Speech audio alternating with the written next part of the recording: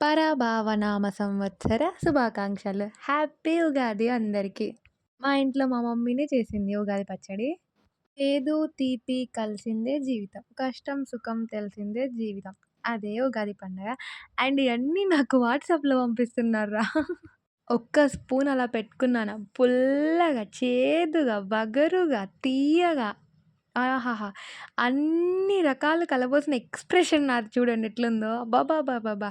ఆ మామిడికాయ ముక్కలు పంట కింద పడితే జివ్వుమని ఎనేసినాయి. పుల్లగుంది. కానీ మా మమ్మీ సూపర్ చేసింది. భలే నచ్చింది నాకైతే.